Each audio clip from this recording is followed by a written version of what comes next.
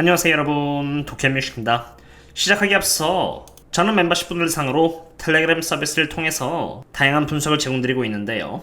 인플레이션에 관련된 거시경제라던가 아마존과 같은 저평가 기업 또는 쇼피파이나 캐터필러와 같이 옵션이 연계된 저평가 기업들의 분석은 물론 원유 펀더멘탈과 채권 그리고 유동성 데이터 등을 공유드리고 있고요.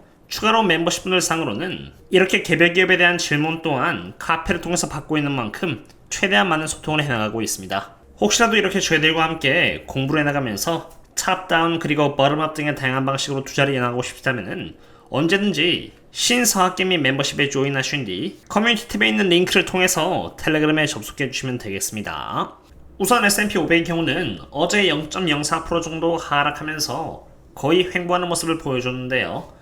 조금 더 차트를 확대해서 15분 봉의 관점으로 보면은 다이아몬드 형태를 띠기 이전에 주가가 이렇게 상승을 했을 경우 리버설이란 말 그대로 반대로 방향이 잡혀서 이렇게 하락한다는 차트를 의미합니다. 게다가 RSI는 이렇게 하락한 방향이 잡힌 상태인데 어디까지나 방향을 틀 수 있는 차트인 만큼 그냥 하나의 리스크 정도라고 생각해 두시면 좋을 것 같습니다. 그리고 차트를 본 김에 QQQ도 보도록 할 텐데요. 15분 봉을 기준으로 봤을 때 이렇게 넥라인을 기준으로 해서 조그만 헤드앤숄더가 나왔습니다. 헤드앤숄더 또한 하락 차트를 의미하는 것인데 15분 봉을 기준으로 나온 만큼 매우 단기적으로 하락이 나올 가능성이 있는 만큼 그냥 하나의 단기적인 리스크 정도라고 보시면 될 것 같습니다. 차트를 간단하게 알아보았으니 이제 매크로 측면에서 한번 보도록 하겠습니다.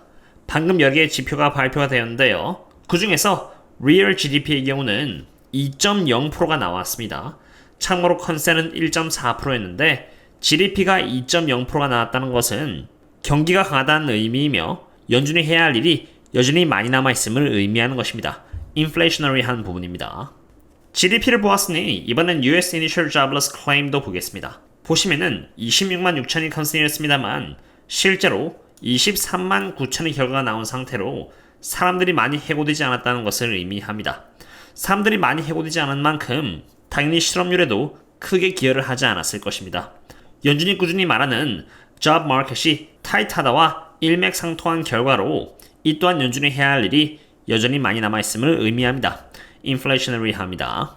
그 다음은 US Continuing Jobless Claim입니다.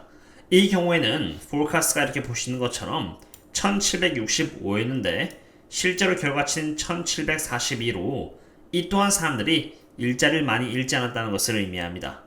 이 또한 job market이 타이트하다는 것을 서포트해준 데이터이며 inflationary 하겠습니다. 물론 이러한 와중에 그나마 괜찮은 데이터도 있었습니다. 분기별 US Core PCE Price인데요. 실제 수치는 4.9%로 예측치인 5.0%를 하회해 주었습니다. 상대적으로 less inflationary한 결과치라고 볼 수 있습니다만 지금까지 보여드린 Initial Jobless Claim이라던가 Continuing Jobless Claim 그리고 GDP 등의 수치를 보았을 때 전체적으로 여전히 인플레이션은 강하다고 볼 수 있겠습니다. 물론 이러한 제 해석은 주관적일 수도 있으니 저와 주식시장보다 더 똑똑하고 객관적이라고 말할 수 있는 채권의 움직임을 참고해 보겠는데요. 가장 먼저 달러를 보도록 하겠습니다. 달러의 경우는 한국 시간으로 9시 반에 지표가 발표되자마자 달러 인덱스가 일제히 강세를 보여준 정황이 포착이 되었습니다. 102달러에서 순식간에 103달러로 올라갔는데 달러가 이렇게 올라간 것은 강달러라는 것을 의미하는 것이고 앞으로 금리가 올라갈 것임을 바라보고 올라가는 것입니다. 그리고 달러의 경우는 제가 멤버십 분들 상으로 미리 차트 분석을 드린 바 있는데요. 실제로 6월 25일 날 높아진 RSI의 방향과 함께 컵 앤 핸들의 차트를 이렇게 형성하면서 달러가 상승할 가능성이 높다고 이렇게 말씀을 드렸고요. 그로 인해 환율은 오를 가능성이 높다고도 분석을 드렸습니다. 확률적으로 판단을 했을 때 환율은 올라갈 가능성이 높았던 만큼 저는 환전을 했고요. 멤버십 분들께서도 확률에 따라서 환전을 하였습니다. 그럼 이제 2년 국채금리를 봐야겠죠. 지표들이 발표가 되고 난 직후에 2년 국채금리 또한 이렇게 3.2%나 튀어오르면서 어느새 4.8%를 찍어 주었습니다. 4.8%를 뚫고 올라가기가 쉽지 않으니 4.8%가 안착이 된다면 쉽게 5%까지도 갈 수 있다고 분석을 드렸는데 결국 지표들이 인플레이션한 방향으로 잡히면서 채권 시장은 연준이 금리를 2023년 이내에 정말 두 차례 올릴 것이라고 바라보는 것 같습니다. 2년 국채금리가 5%가 된다는 것은 주식시장에 결코 좋은 일이 아닙니다. 그럼 이제 10년 국채금리를 보도록 하겠습니다. 10년 국채금리 또한 15분봉을 기준으로 보면은 이렇게 지표가 30분에 발표되자마자 이렇게 튀어올랐다는 것을 볼 수 있는데요. 10년 국채금리 또한 텔레그램 멤버십 분들께 며칠 전에 미리 이렇게 컵앤핸들의 차트 모습을 보여주고 있으니 언제 올라가도 이상하지 않으며 조심해야 한다고 분석을 드렸고요.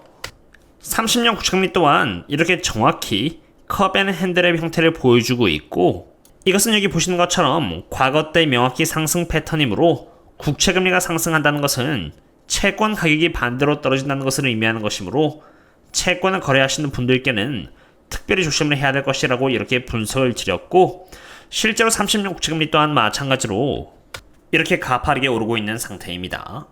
국채금리가 상승한다는 것은 채권 시장은 연준이 정말 2023년 이내에 금리를 2번 올릴 것이라고 생각하고 있는 부분으로 실제로 이렇게 지표 또한 그럴 가능성이 높다라고 보여주고 있는 상태입니다. 채권 시장까지 바라보았으니 오랜만에 제가 생각했을 때 정말 좋게 보는 종목 하나를 공유드리고자 합니다. 이 종목의 이름은 보잉이고요. 멤버십 분들 상으로 이렇게 텔레그램 속에서 꾸준히 제가 업데이트를 드린 종목 중에 하나입니다.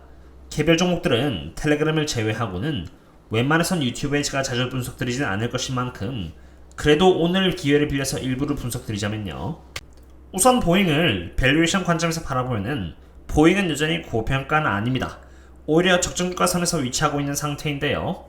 보잉의 2023년 성장률은 이렇게 41%이고 2014년에는 80%, 그리고 2025년은 29%로 연평균 영업현금 성장률은 이렇게 29.67%입니다. 그리고 보잉의 지금 현재 프라이스 OCF는 이렇게 29.66배로 딱 지금 적정주가를 받고 있는 셈입니다. 그리고 애널리스트들이 예측한 대로 보잉이 이렇게 아래와 같은 성장률만 만족해줘도 장기 투자를 했을 때 보잉은 최소 이렇게 17%의 수익률을 기대할 수 있다는 계산이 나옵니다. 물론 주가가 특별하지 않은 이유로 떨어져서 저평가가 된다라고 하면은 스스로가 얼마나 대응을 잘해서 평단가를 낮춰나가냐에 따라서 그 수익률이 17% 이상이 될 수도 있는 것입니다.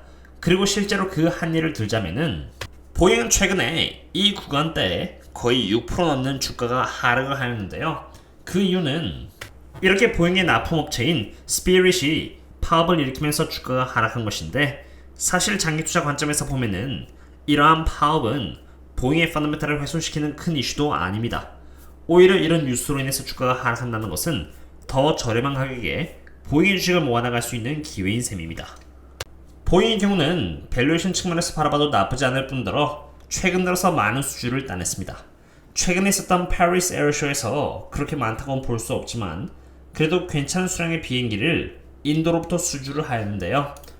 이번 에어쇼를 통해서 얻어낸 수주량은 이렇게 230대로 전체 백로그에 있어서 약 4% 정도 기여하게 되었습니다. 과거처럼 많지는 않았지만 적어도 펀더멘탈에 기여를 할 수 있는 수주의 수준이었고요.